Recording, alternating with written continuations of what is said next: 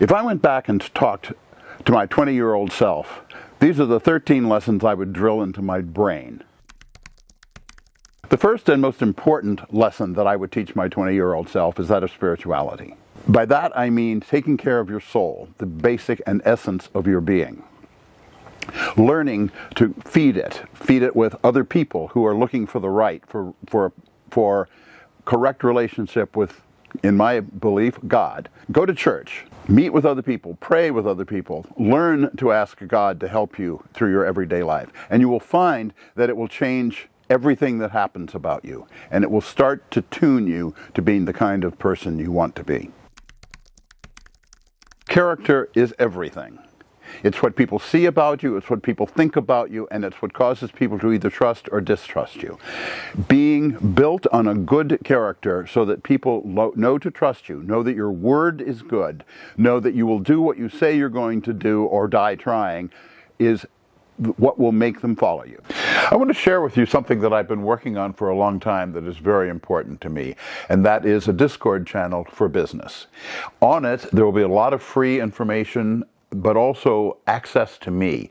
So you can have the ability to ask me questions, and I can respond to your particular problems and difficulties, and also help you get started. I'm really looking forward to being able to interact with you individually on there. I look forward to seeing everybody on there, and I will be waiting for you. Now, let's get back to our video. Character, I have seen destroy companies when a person didn't have it or had the wrong character. I have seen people who were very, very gifted destroy their company by not paying attention to right and wrong and doing things that looked shady even when they weren't shady.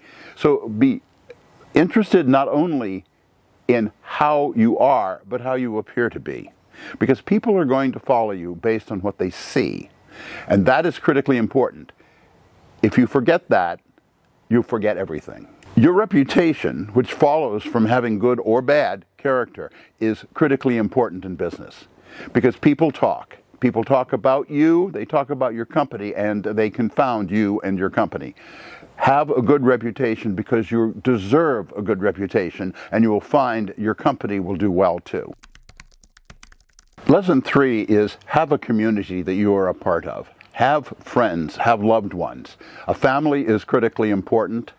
Your wife, your son, your daughter, your husband, your children and grandchildren are critically important to your life. Your life is more full with them. But the same thing is true with friends.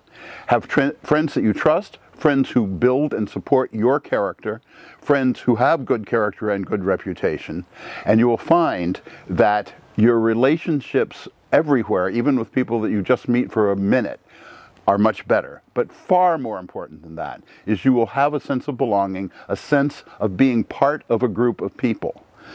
Call your friends, talk to them about the problems in your life, about the problems in their lives. Laugh with them, cry with them, have parties with them. There's far more important things in life than just your business, and those are people. Find a mentor, a person who has walked the path you're trying to walk, and follow that person's advice, not as a rigid slavery, but understand what they went through, why they went through it, and how it affected them, so that you can cut years off the learning process. You'd be surprised that people who have great experience and great wealth are very often very willing to talk to young entrepreneurs and help set them on the right path. This is part of your community, but it's also part of your business experience. People are willing to teach. You should be willing to learn. It is very important not only to get a mentor, but to keep the mentor. People who have taken the time to influence your life, which is what you're asking them to do, want to know how it turns out. They want to see you progress, and they want to fine-tune as they understand you better. I use the example of my son who's in the Space Force. He's very interested in the astronaut program. So his method was to simply call up a series of astronauts and ask them to mentor him.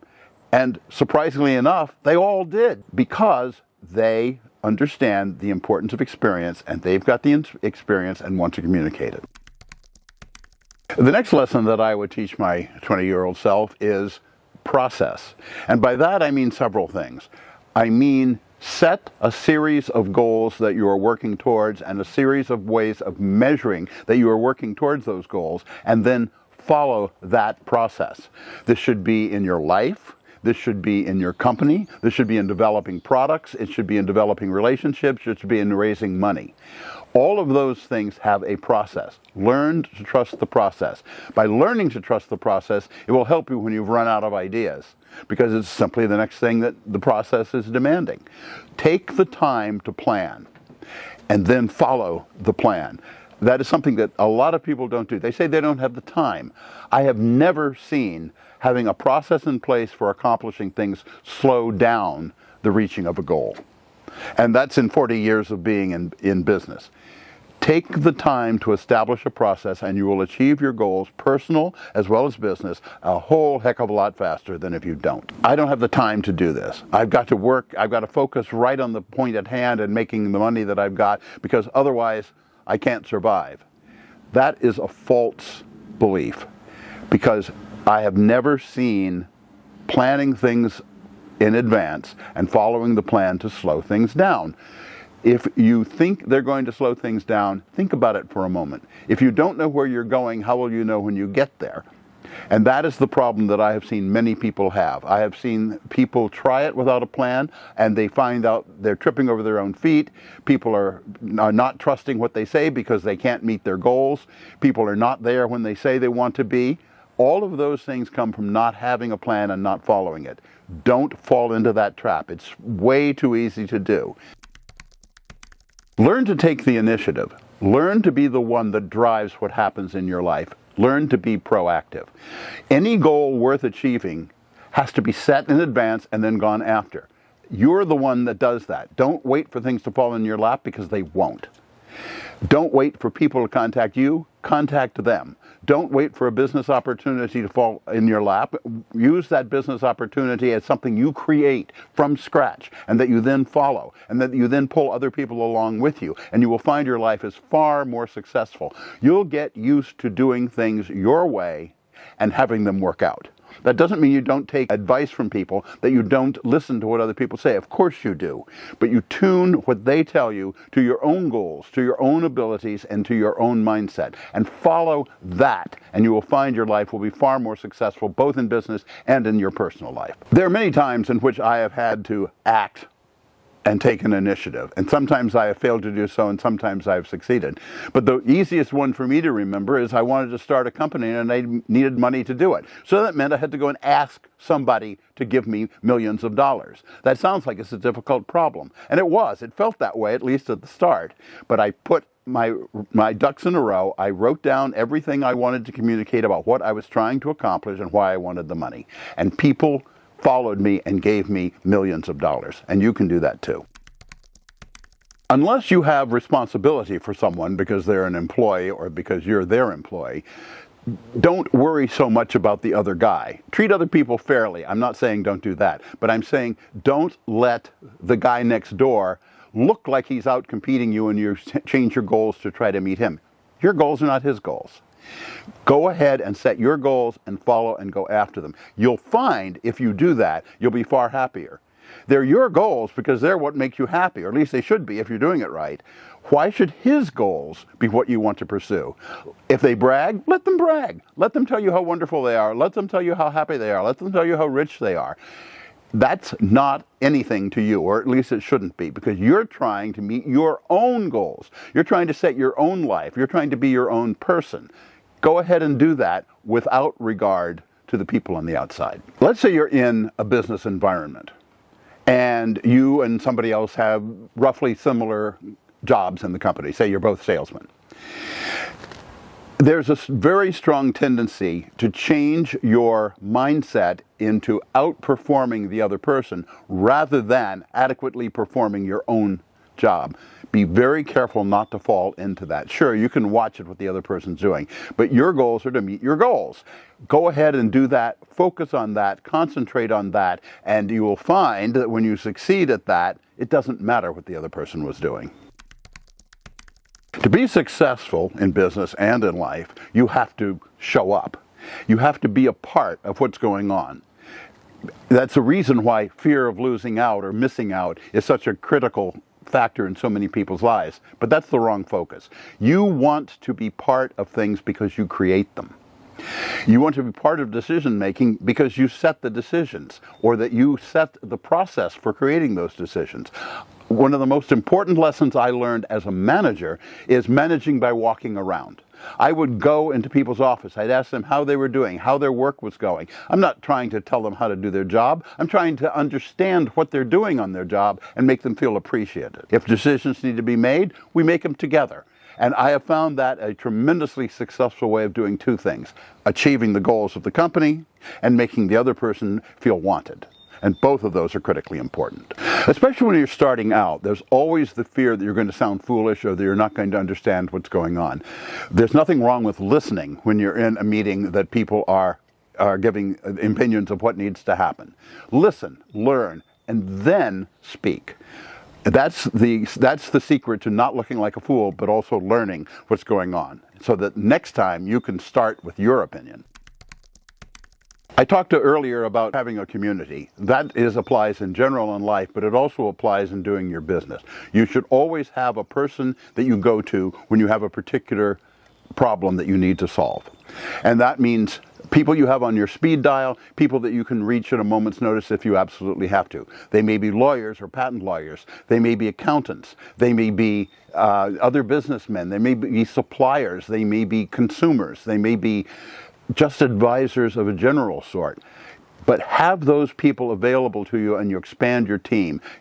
And it doesn't matter if you're having to pay them. Pay them if that's what they're worth. Make sure they are paid well. I'll give you an example. My career has involved writing literally hundreds of patents. I have to have on speed dial patent lawyers because I need their help in making it legal the way it's written. So I consult with them. They help me. I give them a draft. They give me a draft back. I go back and forth until we get both the ideas on paper that we want to patent and do it in a legal form. That's just one example. Lawyers are among your most important, but so are your landlord. I've gotten free rent from landlords because I talked to them and they understood where I was in the beginning process of a company. Having those people available and then keeping them informed of what you're doing is absolutely critical. The people you call, the people that you have on speed dial, the people that you have to work with in your everyday operations of your company, as many of those are friends or friendly associates as possible, the more likely they are to go out of their way in order to help you. I can remember back in the days when I was a naval officer, I remember I screwed up really badly on something. My enlisted men came to my aid and got me out of trouble because I had trusted them and made sure to have a good relationship with them. That applies with people that work for you. They also apply with people that you work for and with all those people on your fast dial list. If you want to be successful, look at the goals, not at the difficulties between where you are and the goals. Too many people will sit there and say, oh, I've got this problem. Oh, I've got to call this person I don't want to. Oh, I don't have money for this. Oh, I don't have resources for that. That's looking at the problems. All the problems are something you've got to jump over on the way to your goal. Have your goals set. Have the opportunities in front of you and pay attention to them, because you will find most people don't do that. Cast the fear aside so that you're looking for where you want to take something. And you'll find that others will follow, and others will help you, and others will get in line in order to make you successful. People talk about jealousy. People talk about oh, this person's going to steal my ideas. That happens extremely rarely. Of course it happens, but most people are honest. Most people want to help. Most people want to do their job well. Let them do it with your help. Work with them, trust them, and they will trust you. There's a difference between a proactive and a reactive mindset. A proactive mindset looks at the goals and the places that you're going to, and you should train yourself to look where you're going and what your ultimate goals are, because that's the only way you're ever going to get there. A reactive mindset looks at the problems that are in the way and spends all of the time futzing around with those. If you look at the goals, you can communicate the goals. And those people on your rapid call list, they can be organized to help you meet those goals, not just to help you overcome the problems along the way. Because after all, You're not trying to overcome the problems. You're trying to make the goals. Why not live that way? Why not focus on that and call your success achieving those goals, not overcoming some obstacle or the other? A very important lesson is to keep your focus in the game. Keep aiming at whatever your goals are, whatever you need to achieve, because it is so easy to get sidelined, to get off into doing things that are not particularly relevant. If you allow that to happen, everything will fall apart around you. Even in the worst of chaos, if you are always focused on the goals and know what they are, and track that chaos to the point of needing to overcome it, you will find that you have a path to success.